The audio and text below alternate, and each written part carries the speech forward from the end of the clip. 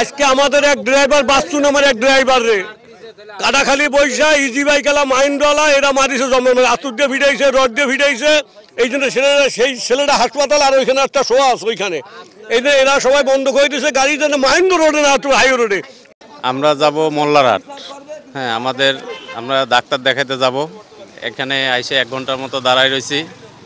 এখনও কোনো এই জায়গায় শুনছি একটা গ্যাঞ্জাম হয়েছে, বাসওয়ালারা আর সিএনজিওয়ালারা।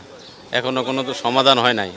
অনেক যাত্রী রাস্তায় কাঁদতেছে, তাদের এয়ারপোর্টে ঢোকা লাগবে 3টার ভিতরে। হ্যাঁ, তারাও যাইতে পারতেছে না, পুলিশ প্রশাসনও কোনো ভূমিকা নিচ্ছে না।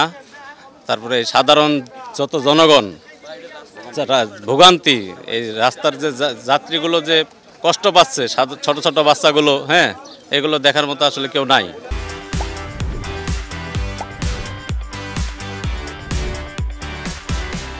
থ্রি হুইল সরকারের নিষেধ, থ্রি হুইল চলবে না। মনে করেন আমরা চালাই, ওরা হাইওয়ে রাস্তায় ওকে ওঠা নিষেধ, আমাকে ওরা ডেলি মারে। আমরা তো ডেলি মাইর খাতেই পারবো না। এই মাইর খাওয়ার কারণে আজকে আমরা গাড়ি বন্ধ করেছি। আমরা প্রায় 1 ঘন্টার মতন এই জায়গায় ছোটো বাচ্চাদের নিয়ে আমরা মাদ্রাসায় যাব, সেই মাদ্রাসায় যাইতে পারতেছে না। অনেক অ্যাম্বুলেন্স গাড়িও আটকা রয়েছে পিছনে। তারপর 2-1টা শুধু ওই যাদের প্রশাসনের লোক আছে সেই গাড়িগুলো বার রয়েছে। এধারে আপনার কাটাখালি পর্যন্ত আর ওধারে সোনাডাঙ্গাও পর্যন্ত শুনছি যে আগামাথা জ্যাম হয়ে গেছে। কিন্তু এগুলো দ্রুত যদি না করা হয় অনেকে অসুস্থ হয়ে পড়তেছে বাসের ভিতরে।